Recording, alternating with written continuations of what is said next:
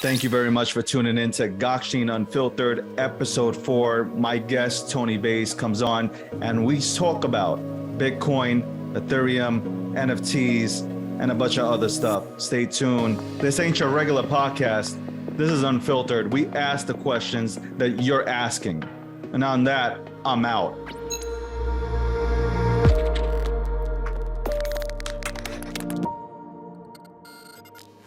How's it going? Unfiltered episode, what is it? Episode 3 or 4? I don't know. It's episode something. We'll go ahead and throw it in later. My name's David Gokhshtein, Gokhshtein Unfiltered. My guest today is Tone Vays. Tone, what is happening, man? Long time. Hey, David. Yeah, it's been a while. I'm out here enjoying the summer in the woods of Pennsylvania, barbecuing, just getting a little bit of rest. The world's gone nuts. PA is nice, man. Nice. The fresh air is beautiful out there, man. So I hope you're enjoying everything out there. Markets, I'm enjoying the market. You're not enjoying the market? No, this one has been very, very tough. I mean, I've been around for the last couple of bear markets, and it's one thing where Bitcoin has, and crypto in general has a bear market, and you don't have all of your businesses tied into that world where you can still earn some fiat and now you can just buy cheaper crypto. This time around, I have a bunch of businesses that revolve, and mostly in the service sector, that involve people paying for stuff. And a market like this has made everyone just become a hodler, especially when you're in the Bitcoin space. Like, the altcoiners are way more eager to spend. But when you're dealing with pure Bitcoiners, they're such hodlers that when the price starts to go down for like 3 to 4 months in a row, it's almost impossible to separate them from their Bitcoin for things. So my businesses have taken a severe hit in this bear market, and it's been very frustrating. You know what? I think I'm going to speak, I guess, for us who live in the United States of America, the privilege that we have to hodl and to be able to hodl Bitcoin versus, living somewhere like in Nigeria, or let's say El Salvador, where they're actually going ahead and using Bitcoin. It's total night and day. So I get it. I mean, any business that depends on Bitcoin is definitely going to go ahead and suffer out here in the United States of America. I truly just believe that, just because we're privileged. So getting into Bitcoin, I guess, are you bullish or bearish right now in terms of the next few months going forward? Like, I'm more bullish. I think that, we've shaken out all the lovely projects that we had in here that went to shit. What are your thoughts, though? Because you sit here all day long and you're just analyzing.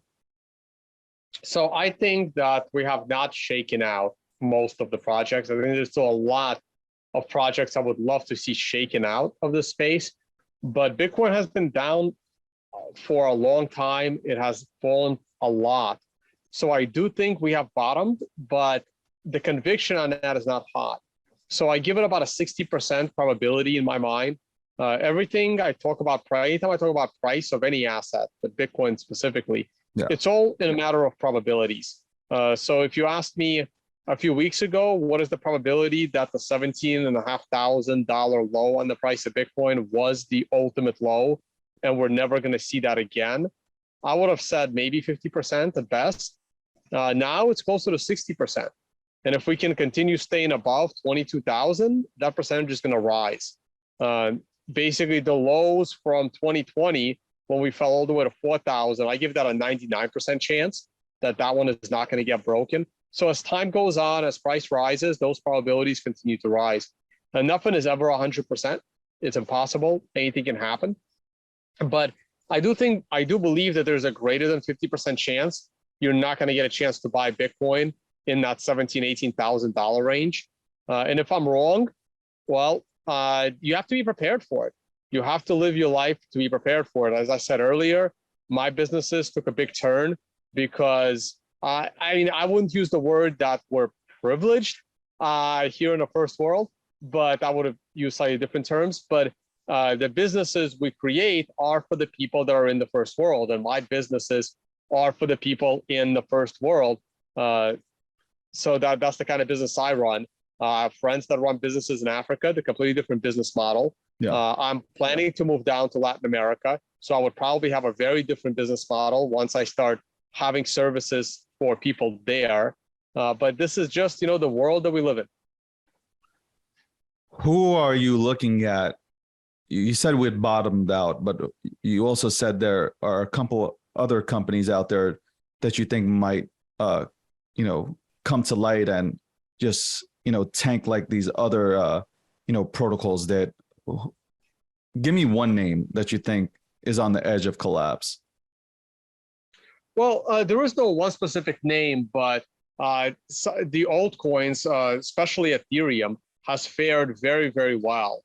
And some of the others like Solana, like some of the other blockchains that I don't see a big use case for them.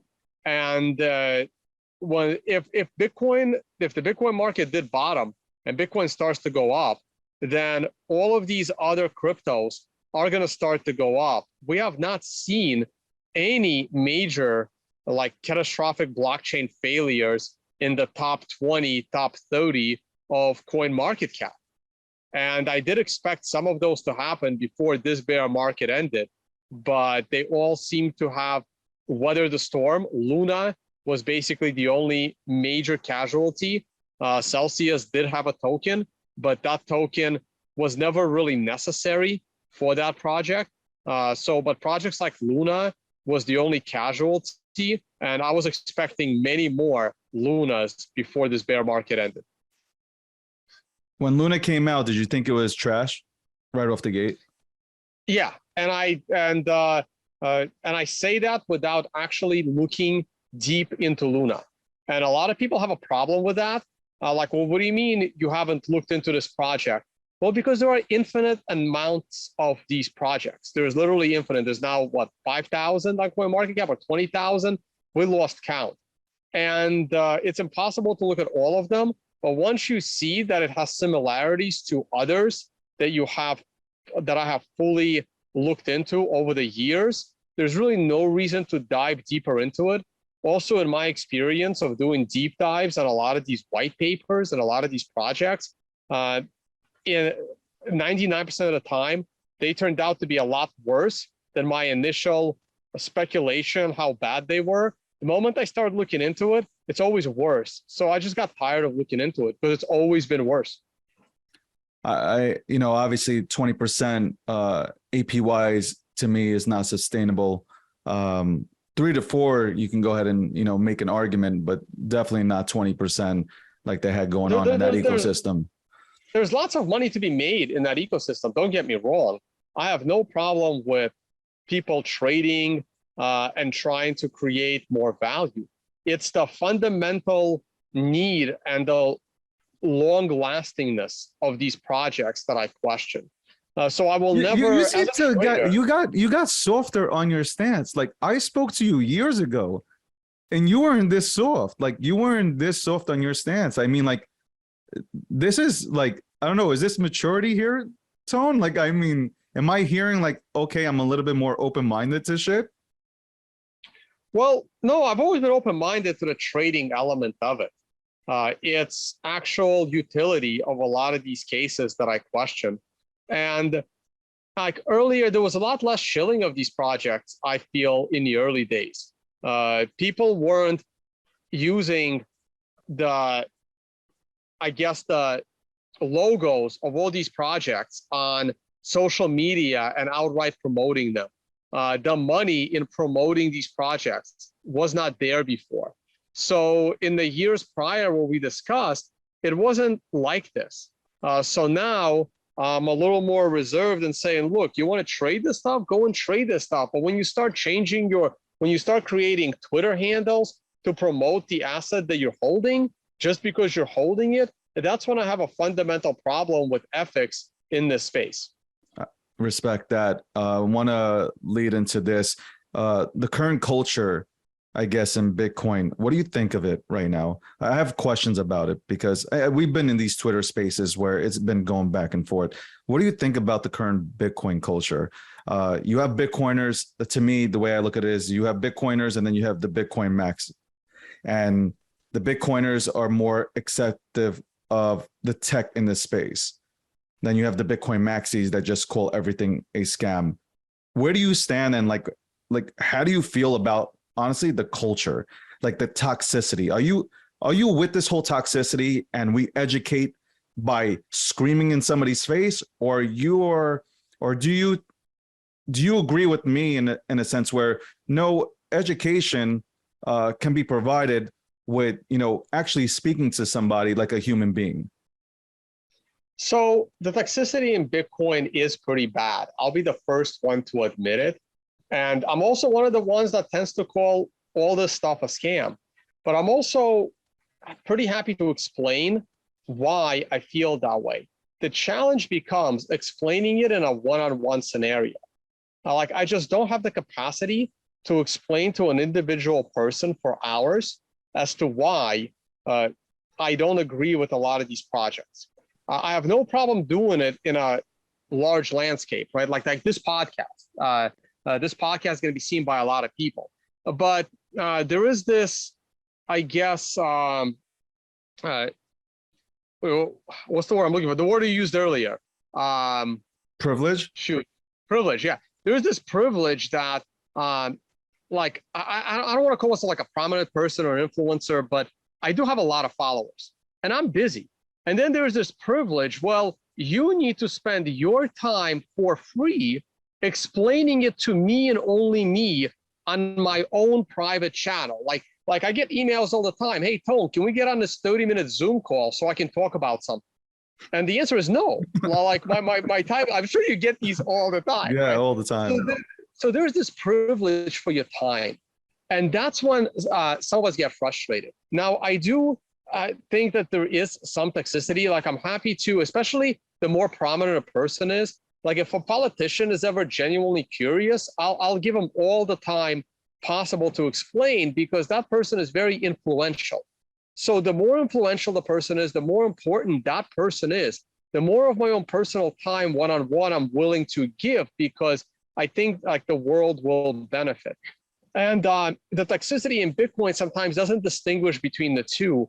And it could get pretty nasty against people that just don't know better and are genuinely curious. And that's the part that does make me a little bit cringy. So I do try to tell the Bitcoin community in order to just like be nicer to these people, because they just don't know better. But then we have. But don't you get flack for that? Like I said that, and I got this. Like, I'm literally in a spaces getting destroyed for saying, "Hey guys, our approach is wrong," and they're like, "We need to be toxic. There is no other way but to be toxic." So are you being you were like? Honestly, I don't get flack for that. Because I've been toxic enough. So no one is gonna tell me that I haven't been toxic enough. Right? So I've had conversations with you. I know what your approach was. Right.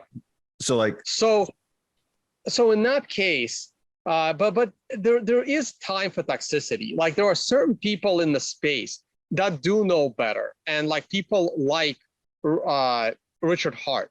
Like, there are certain people like the OneCoin and like Ruja, who now has $100,000 bounty, and I'm pissed at that. Like, why couldn't the FBI go and arrest her when she was standing on stage in front of, 1 million people, and it was obvious that she was running a Ponzi scheme? Why are the taxpayers now have to pay $100,000 for her whereabouts? She was standing on stage and it was obvious. Why didn't you do something about it then, right? Yeah. So these are the kinds of, so we are toxic to very, very egregious projects in the space, like the project of Hex, among a few others.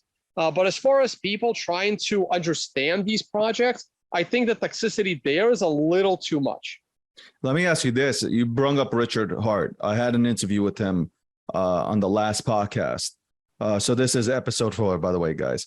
On the last podcast, Tone's laughing, but he sounds like a very smart individual. He's an ex Bitcoin maxi. What makes somebody like him, who smart individual, is an ex Bitcoiner? Why is he an ex Bitcoiner? Is it there can only be two reasons for it. Either he fell out of love with the current culture, or is something that you're going to bring on right now, saying that he saw an easy way out and an easy way to go ahead and make money with Hex. Right. It's either one of the two. There is one more. It's kind of quasi between both of them, is that he was never really a Bitcoin maxi. He was just pretending to be in order to gain credibility, because I was one of the few people that gave him an audience on our channels and the World Crypto Network, because you're right, he did sound smart, and he is smart, and you have to be smart. If you are gonna, like, Bernie Madoff was one of the smartest guys ever, right? Like you can't run $1 billion Ponzi without being super smart. Like, idiots cannot pull that off. Like, so hold on. You're comparing him to Bernie? Yeah. Really? Yeah. Yeah. I'm comparing him more to Ruja, but you can compare Ruja to Bernie. Is it because of his flamboyant kind of personality? No. It has nothing to do with that. It has to specifically do with this project and the cult-like following and the cult-like defense of what he's doing by his community. He referred to himself as a god as of 2003 in that Spaces the other day. I don't know if you stuck around for that whole debate. I was there. But it was, so what happens is, I knew about Richard's past, and it wasn't exactly clean, but I also do give people second and third chances. And sometimes they work out, most of the times they don't. Another person that started his career by being interviewed by me was a man named Ugly Old Goat. I'm sure you've seen him on Twitter as well. He goes by Ugly Old Goat. We know his real name. It's Conrad Brown. But he was very secretive about his name because he did 11 years federal prison, or 7 years federal prison for financial crimes back in the 80s. And now it's okay. He's been a very good actor since joining the social media community. So second chances aren't always a disaster, but Richard Har has a very shady past with making his money through spamming on email, though I don't want to spend the rest of the show talking about him. No, I got you. But in general, those are the reasons. So either people were never genuine about Bitcoin, and they always just planned on acquiring this affinity and following, and then starting their own tokens. A lot of developers did that. There are tokens, for example, Decred, which a couple of guys that had some, contributions to the Bitcoin code, then decided to start Decred. And from day one, I questioned their motivation. I said, this is horrible. They just used their Bitcoin reputation. And even some prominent Bitcoin people that remain prominent Bitcoin people wanted to give that project a chance. And I'm like, no, were they ever genuine? We don't know. Like, I don't know what the other person's initial motivations are, but on average, either you were never genuine about Bitcoin, or Bitcoin didn't do what you wanted it to do, and you felt that you can do better. So I'm gonna stop you right there on that second one. So maybe I'm playing devil's advocate. Maybe that's how Richard felt and said, you know what? I'm going to design Hex, and it's going to be the next Bitcoin, because that's what he said. Hex is basically Bitcoin, but better. Which, listen, I have my own opinion. You see what is in the back of me. So, Sure. But it's not better, because Bitcoin isn't about the latest and greatest technological features. When Bitcoin was created, it used the culmination of 50 years of computer science to build something new, which is a decentralized digital transfer network. And you can't build a better decentralized digital network. Can you create something that has features that Bitcoin doesn't? Sure. But all these things get advertised as a better Bitcoin, but the number one feature of Bitcoin is the fact that it's a decentralized, unstoppable, uncontrollable layer. And it's impossible to replicate. It's impossible to do something better than that, not unless there is another 20 years of the latest computer science technology that gives you like a whole new thing. Like it's not that simple, but they advertise it as being so simple. And the developers that understand that, and they're frustrated also. They're frustrated that Bitcoin isn't adding the features that they want to add, but they understand that them going to create a better Bitcoin will only be futile, and they're only going to cause harm to people that believe in them. And those are the developers that I respect, not developers that have made the most money, developers that understand that. A lot of people, and it doesn't have to be developers, people like Roger Ver felt the same way. They felt, they helped make Bitcoin what it was, and they knew better, and they can create a better Bitcoin. And look where Bitcoin Cash is now. It's barely worth anything. No one talks about it anymore, but he's still trying. And the other thing I do is I do weigh your contributions to Bitcoin. And like in Roger Ver's case, he did a lot of great stuff for Bitcoin for a long time. He spent about 5-7 years doing amazing things for Bitcoin. And now he spent, the next, 5+ years being anti-Bitcoin. So his, time has basically run out. I no longer give him that slack to come back. So the more good you've done, the more slack you get before, it's time to stop, even trying to get you back into the right way of thinking. I want to ask you this question. I see this a lot on mainstream TV, and I don't watch, honestly. Mainstream media, to me, I can care less about it. I'm happy that 1 or 2 channels do allow for a lot of us to go on there to speak about, Bitcoin and cryptocurrency. So here's the question. I'm watching something on mainstream media, and there's somebody that goes on and says, Bitcoin is not a cryptocurrency. Can you please help me understand this? Because I read the white paper, and I've done so much research in my time being in this very industry. Is Bitcoin not a crypto?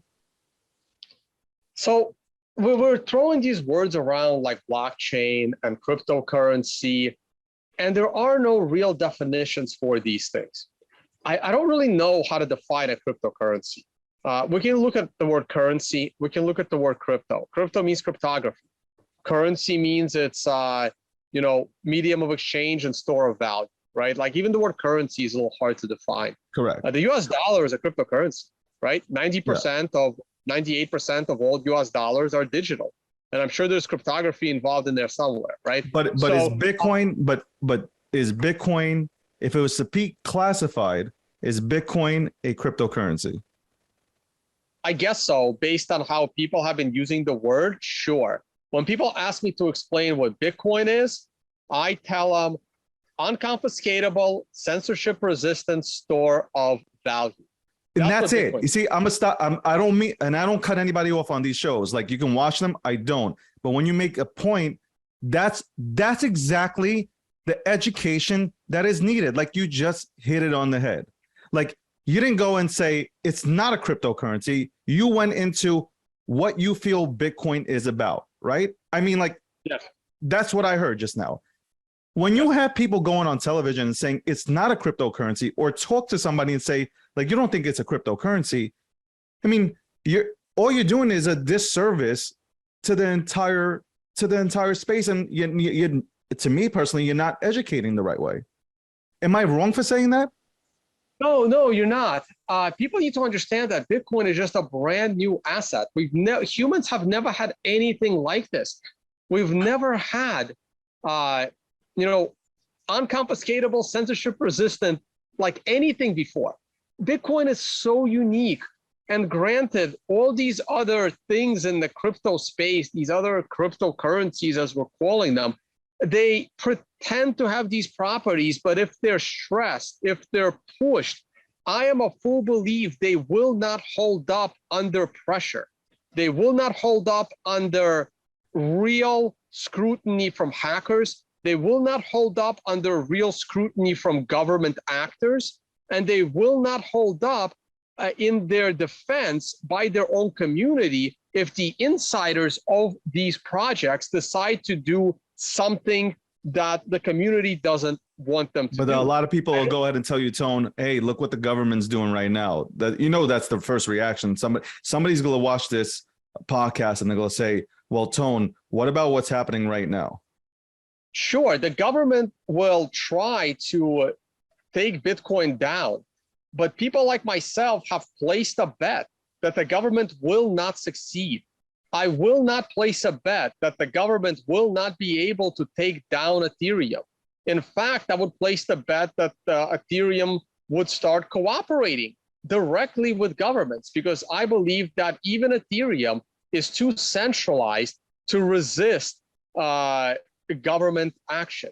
But I believe that Bitcoin will resist it. And if I did not feel strongly that Bitcoin would be able to resist internal coercion, external coercion from hackers and government entities, I would not be, doing interviews about Bitcoin. So that is the bet that I have placed, and that's the career that I have chosen, to educate people on why Bitcoin will be able to resist everything that's trying to take it down, including all these altcoins and their promoters telling you how theirs is better than Bitcoin. All of these things are just attacks on Bitcoin. And I believe that Bitcoin will resist it all and come out the winner. If I were to tell you that I personally believe that the United States of America comes out with a digital dollar, and in a few years' time, the digital dollar would be backed by Bitcoin, your response to me would be what? Very, very unlikely. The US dollar backing its currency by Bitcoin goes against what the half of what the US dollar is meant for. So the government's control of the US dollars is half the power of the US government of the world. The other half the power is the government watching and censoring any dollar transactions that you make. Now, they will still continue to do that with a dollar that is backed by Bitcoin. They would still have this censorship control of the dollars. But backing the dollar by Bitcoin, they would probably go back to gold, because backing it by Bitcoin, they would have to admit that Bitcoin is better than gold, and it will take a while to do that. So hold on, something that is actually better and that can benefit the United States of America and its monetary system, they won't put it in place or have it back the digital dollar because of pride. No, not even pride. What is better for the United States and the people in terms of freedom has gone out the window a long time ago. That's a different story. So that's the number one reason. The United States, I mean, the United States has one of the greatest constitutions in the world. The United States built itself on restraining government power and giving people freedom.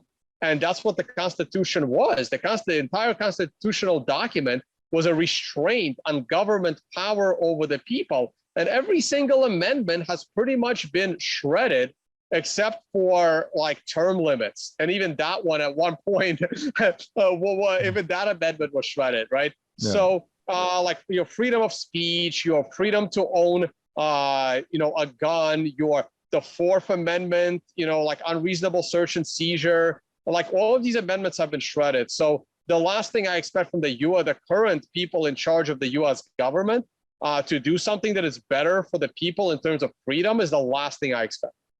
Speaking of people in charge, which leads me into the SEC, number one, do you feel like we have any clarity with any of these regulations that are currently in place for our industry? No, absolutely not. So our industry completely ignores obvious things. At the same time, they take opinions as fact. So when one of the high-ranking SEC members came out and stated his opinion that he doesn't personally believe that Ethereum is a security, that somehow was taken as fact that Ethereum is not a security by the crypto space.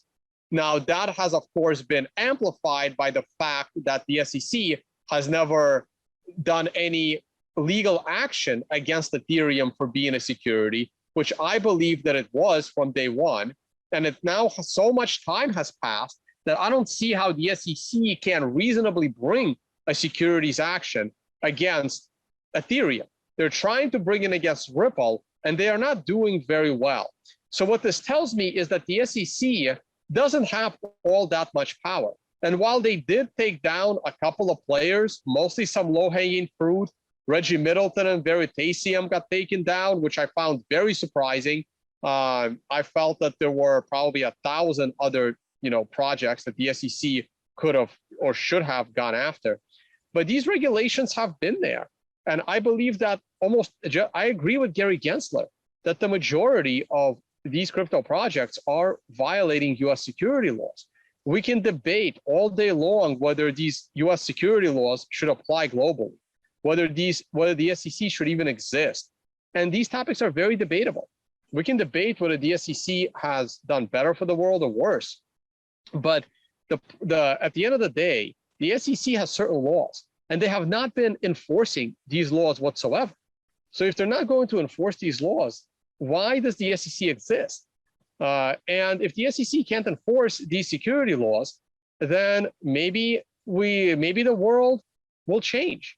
Maybe the model of you start a business and then go public on the stock market after you have a business, even if that business doesn't have profit, that business should have revenue. Even Facebook and Amazon, companies that took forever to generate a profit, had revenue. They had customers, they had clients. Before, the speculative value of that company was traded. And even at that point, you had to be 18 years old. Yeah. You had to, there was some restriction there, right? You had to be at least 18. You had to be in certain jurisdictions. You needed, some wealth, right? Because not everyone has to open a brokerage account. There was some barrier to entry to trade Apple stock.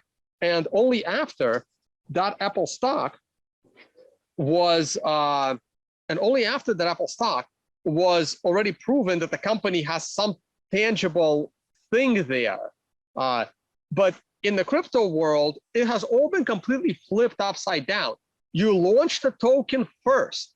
If the token succeeds and you made money, then you start building the company. And no one is even forcing you to build the company. You could just try to build a company for a month and then say, I'm sorry, guys, we couldn't do it, right? So the model has been flipped. You create this token. There's no barrier to entry to speculate in the value of this token. No age requirement, no barrier to entry whatsoever. But isn't that what everybody wanted, a free market? Like everybody talks about a free market, and then all of a sudden when losses happen, everybody wants regulation, right? I mean, exactly, right? And this can actually create a lot more regulation on the back end. So, but this is what we got. And if there is no regulator to, stop this model, it is a much more advantageous business model for any company. They no longer have VCs looking over their shoulder. They can now get incoming investment and then maybe build a company. And yes, some of these people are ethical and they will try to build a company. And some of these people will succeed in building that company. Ethereum is an example of one that almost completely failed, but did succeed in building something that is, continues to have a large market cap. But is the SEC the ones that should be regulating this space? Shouldn't it be maybe even the CFTC for the time being until they can come up with an agency that can oversee if everybody wants this regulation? Who is regulation really helping though? And I don't want to go off topic, but who is regulation really helping? The 1% that are trying to come into the industry? Like I understand bad characters. Like, yeah, if there's a bad character in this space, I hope the SEC goes ahead and gets them. Yeah, that's fine.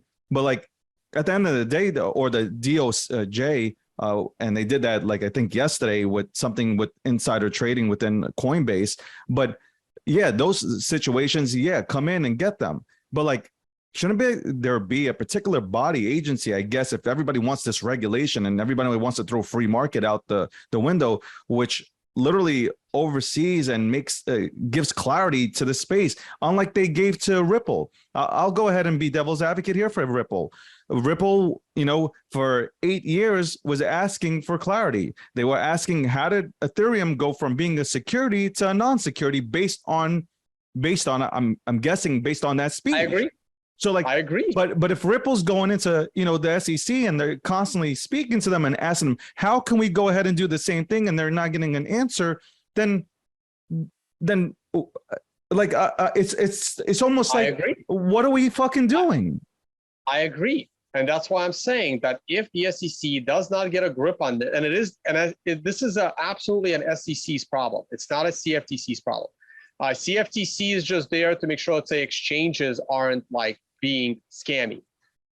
Exchanges aren't trading against their customers, that price discovery is legit.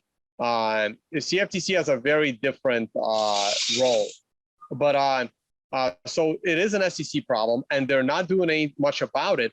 And that's what I'm saying. If they can't do anything about it, then there will never be another company launching on a New York Stock Exchange. Why would they? They will just launch a token globally and then try to build their company. But what we have seen in the crypto space is that 98% of these things end up being rug pulls.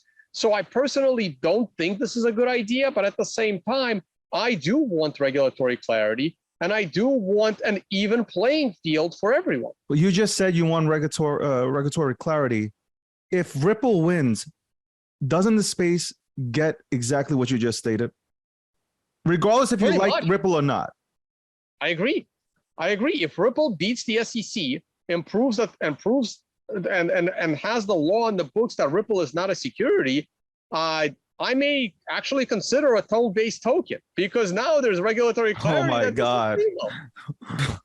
I'm not going to say that because somebody might go ahead and decide to make a tone-based token. I'm sure there is one already. Don't worry. Ripple. Okay, so Ripple to me serves a purpose. You're not going to have people. So I don't want to say Ripple the company. There's Ripple the company, and there's XRP, and then you have XRPL, and you have ODL. We know, Tone. There are, for as many people that are getting into crypto now, there will be people that will always continue to use the banking system. JP Morgan survived everything. You have Wells Fargo, you have Bank of America. People will continue to use these banking institutions to go about their business. Period, said and done. But we're never going to change these people's minds. If Ripple has technology to go ahead and solve the issue that we currently face with Swift, what is the fucking problem with that?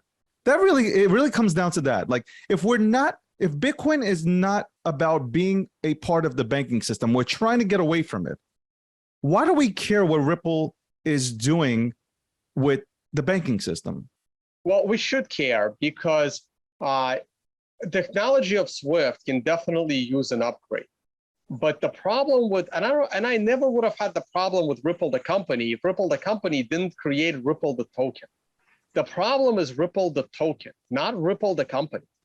It's all about the token. The token was created under very speculative pretenses. Do you know the person who created the Ripple token with the company Ripple? His name is Jeb McCaleb. Jeb McCaleb showed up at Ripple and gave them the idea for launching the token, and they did launch the token.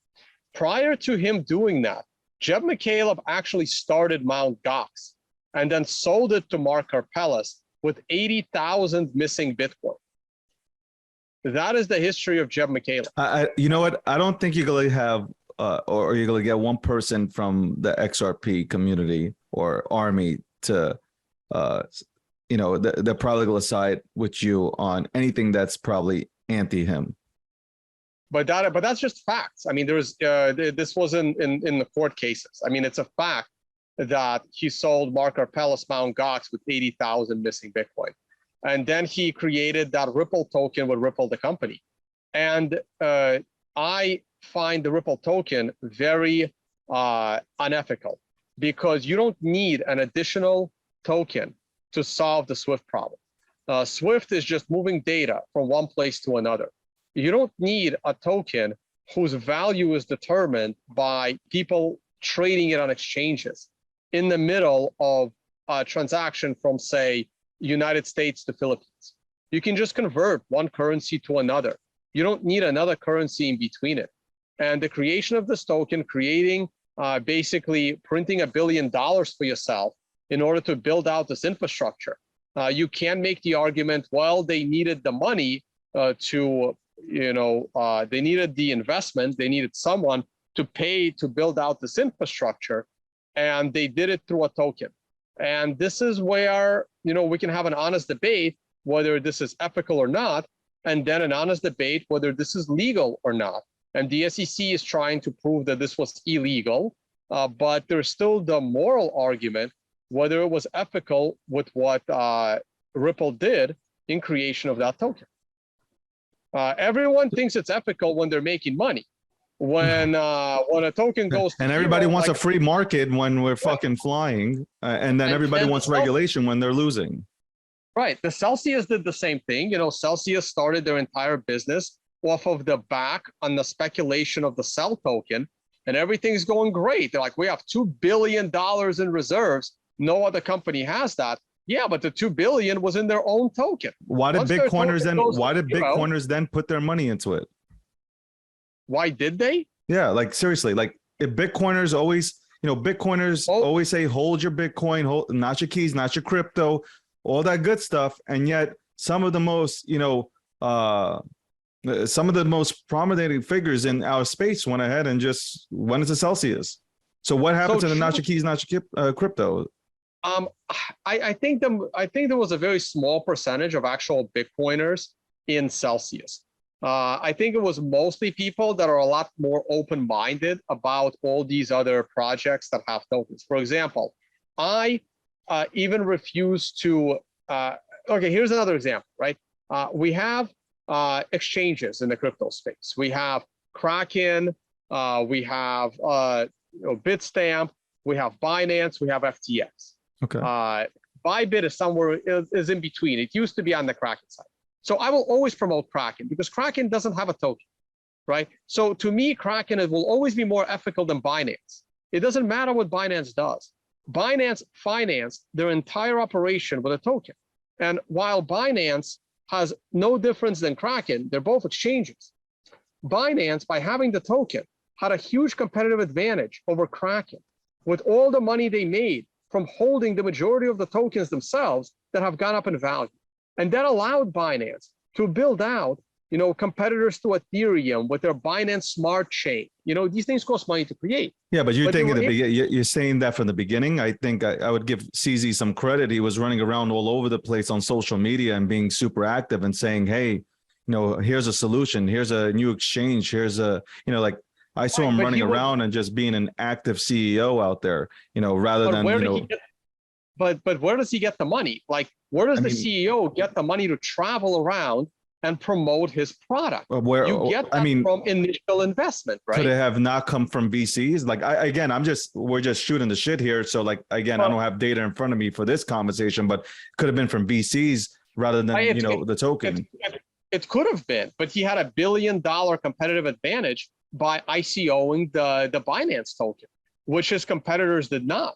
Competitors like Kraken, competitors like Bitstamp, even Coinbase. For as much shit as I give Coinbase, and I think it's a horrendous company, at least they don't have a token. At least they did it, the more ethical way. Well, they have a stock. They have a stock, right? Which is, again, legal and an ethical way to start your business. Versus their competitors like Binance. Now, Bybit is also mostly in that boat, but eventually, since the SEC did not do anything about Binance and did not do anything about FTX FTX also has the token. And when the regulators aren't doing anything about your competitors that had $1 billion advantage on you by launching a token, now Bybit, I think, launched a token for the stuff that they want to build in order to compete with Binance. Like, I don't fault them, right? Like, eventually, Kraken might also launch a token, right? Because I mean, you can't have your competitors do it. Also, this is how you end up in these massive bubbles. I was a casualty of 2008. I was at Bear Stearns, the company that went under, the big investment bank that went under. Now, how did all of these banks get themselves in trouble? Well, when one bank starts investing in these mortgage-backed securities and starts giving away these predatory loans, one bank starts doing it, and this bank starts making a lot of money. They're doing something unethical. They're making a lot of money. The regulators aren't doing anything about it. So you, as a competing bank, even if you know they're doing something unethical, but the regulators aren't doing anything about it, you either have to also do the same unethical thing, or you're just your bank is gonna disappear. But are we just talking about the United States of America, Tone? Because like we speak from a United States. From a United States point of view, like everywhere else, like, if you go anywhere else, like cryptocurrency and all these projects are literally accepted. Everybody's like, here, come here. Like, fine. The United States doesn't want to let you do anything. We'll take on the revenue. We'll bring you here. We have blockchain centers. Go ahead and be creative. Right. No, but I'm just talking about the general moral hazard. Like, the country's irrelevant. It's just that the US is where most finance flow through the United States. So usually when there is a major global financial problem, it tends to hurt the United States the most, because that's where most of the money is. Like people don't benefit. I'm sure like people in Greece, people in Europe had a far worse time after the 2008. But as far as like value lost, it tends to concentrate in the US because most money flows through the US. Eventually, I'm hoping most money flows through the Bitcoin blockchain, and then there is no this centralized point. But in general, you end up in this group thing when one company starts doing something potentially illegal, but certainly immoral, and they start making a lot more money.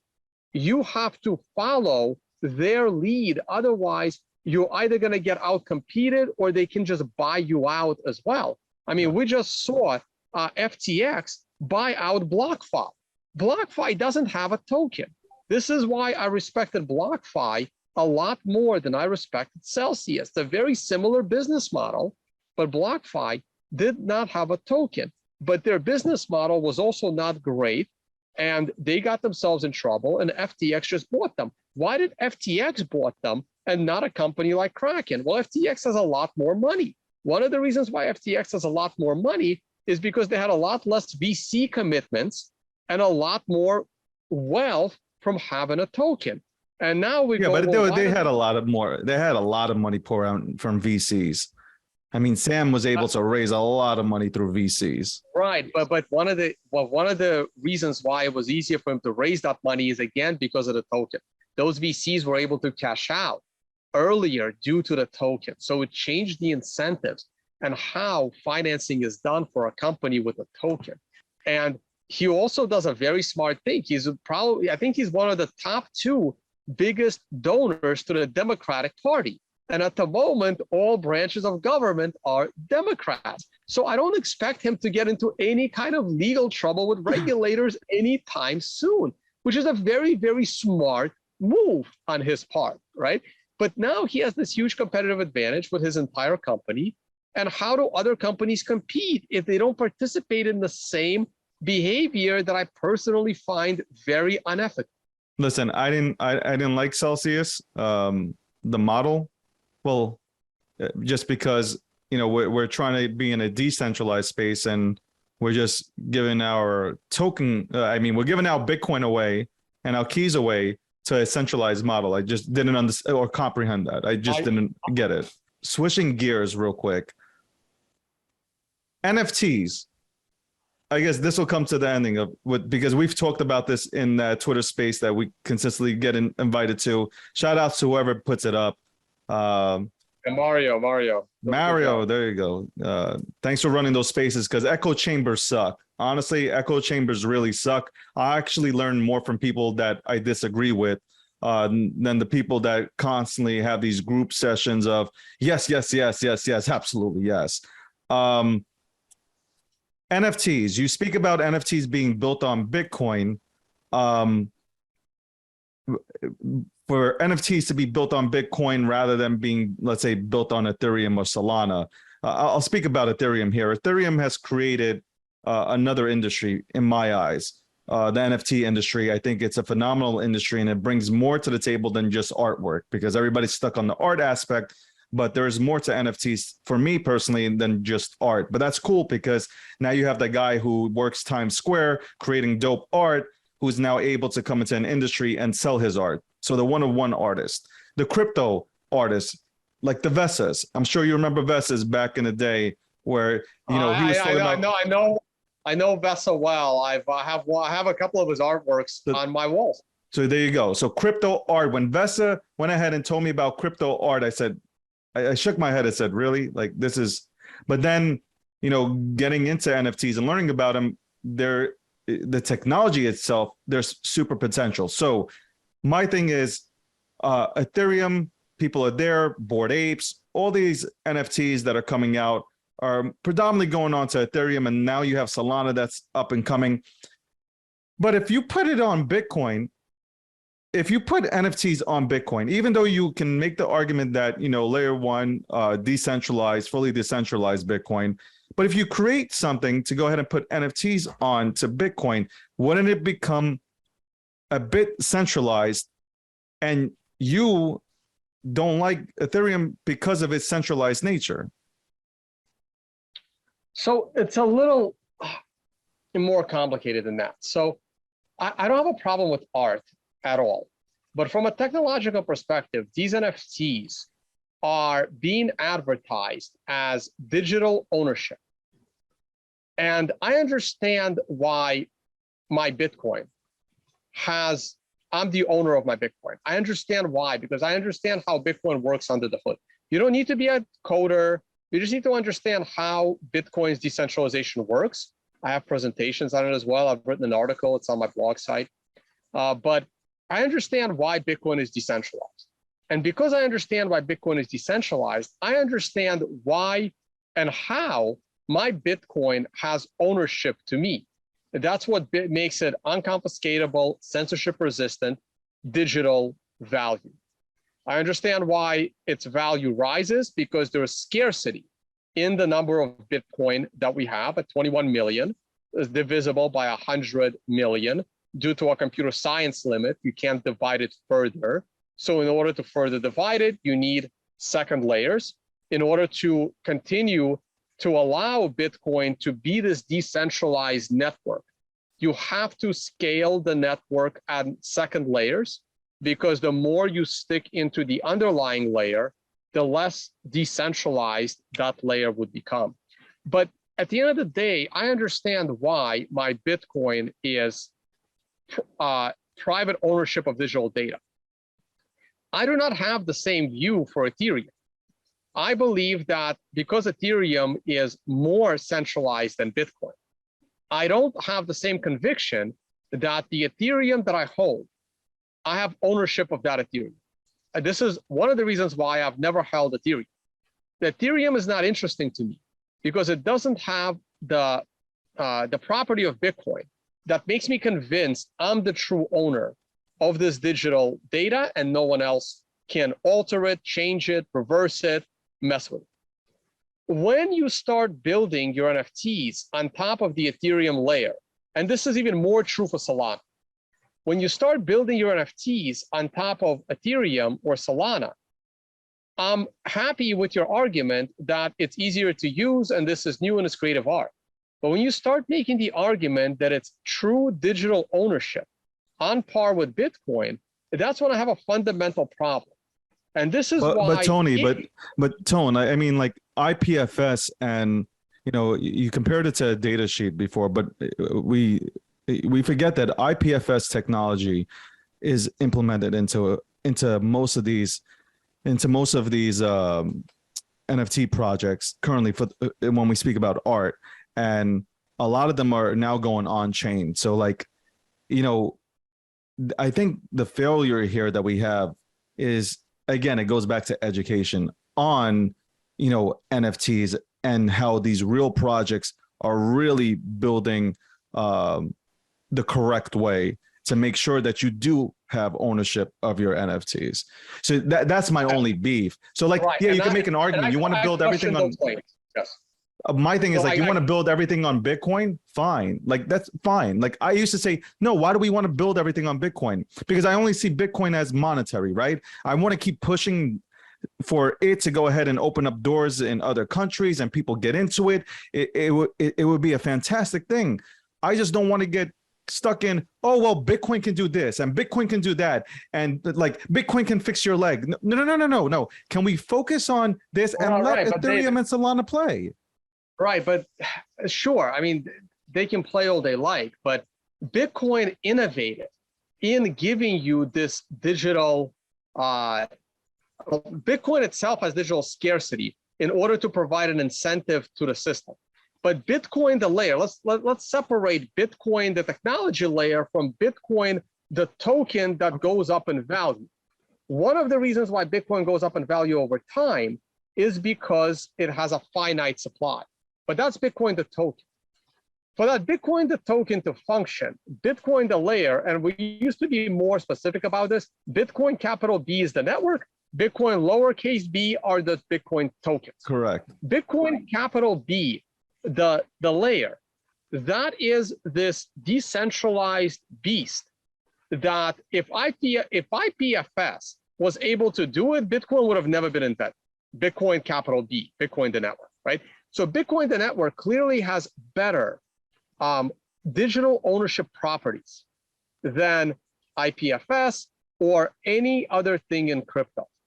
So I'm sorry to break the bad news to all your followers, but if someone is going to claim that you have digital self-ownership of anything, for you to claim that digital self-ownership, that you have it, and Bitcoin is the best, if Bitcoin the token is the best self-ownership, and Bitcoin the token resides on Bitcoin the layer that allows Bitcoin the token to be the best self-ownership digital data, then your NFT has to somehow also leverage Bitcoin the network to have a claim that it is the best self-ownership of digital data. I am not technical enough to explain how that is currently possible, or if that is currently possible, or if someone still needs to build it.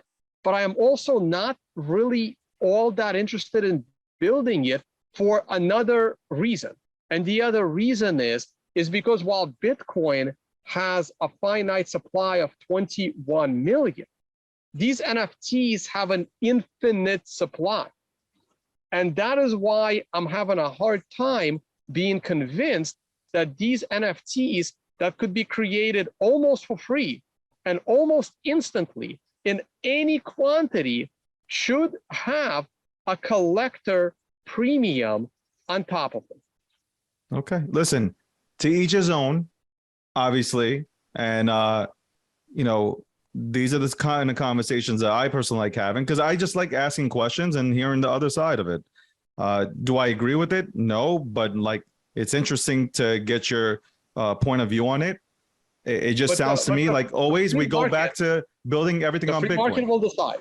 The free absolutely, market will decide. But that's what I say all the time. Right. Why are we forcing it when people like Supreme? People like Supreme, right? I don't like Supreme, but people like Supreme. People like Yeezys. I don't like Yeezys. I wouldn't wear Yeezys. I actually have no idea what those things are, but sure. Exactly, and I don't find them to be appealing at all. They look like, I don't know what they look like. If I don't want to diss Kanye. Kanye might come on one day, but sorry, Kanye. You know what? Maybe Kanye, they don't look good. Like to me, they don't. Maybe to others they do. Maybe they feel comfortable. But people put value on them. People put value on them. Look, I'm the guy that never got rich on NFTs and lives in the woods, right? So maybe my opinion isn't. Listen, I'm not going. I don't want. Listen, for Bored Apes, I have a Bored Ape. But the only reason I have a Bored Ape is because I can go to a networking event and meet people that can potentially go ahead and lead me to having really good conversations in the business world. Why not? If I can get into an event where Eminem, like let's say if I'm a huge fan of Eminem and Snoop Dogg, like Ape Fest, if only people who own Bored Ape or Mutant Ape can go ahead and get into this event, and you're a huge fan, why not? Well, what's so wrong about it? My whole thing is like, if you think that it can get better, let's make it better. Let's not tear it down kind of thing and call it, oh, this is shit and this is crap and like this is never going to work. I mean, they said the same shit about the internet as well. And look where it's got us. They also said Bitcoin would work and look where Bitcoin is. So at the end of the day, can we just sit back and like take a look, a deep dive into it and say, well, maybe, just maybe with an open mind, maybe this will work out. And you know what? The possibilities are not in art. It might be entitling. It might be in like, and I had this conversation before with Richard and we went back and forth on the last episode, but it could be entitling and it definitely can be in real estate. That's really my perspective, open-mindedness, but not saying that something's going to take over for Bitcoin. But on that note, I definitely do appreciate you coming on. Our last time on together was about like, I don't know, 4 or 5 years ago. And it happened to be about XRP. And yes, Tone brought the heat that day, and I can admit it. I'm man enough to admit it. He brought the heat, and I wasn't on my game. I was like, well, I was about to compare myself to Michael Jordan during the flu game, but he actually did well. So, but I do appreciate it. Tone, you have some events. Let my audience go ahead and know about them if they're interested. Yeah, sure. I'll plug something real quick. Well, this event is 1 week away, maybe 9 days away in the Dominican Republic.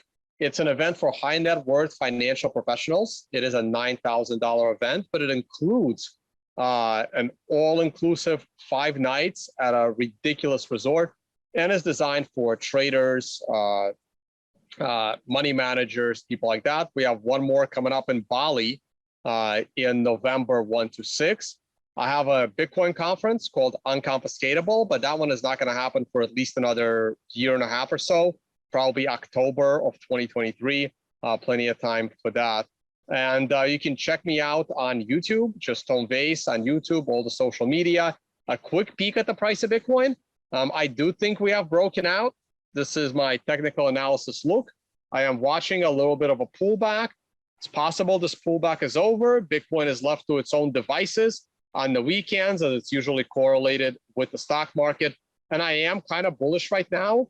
And I do think we're out of the woods, but nothing's 100%. And we'll see where that goes.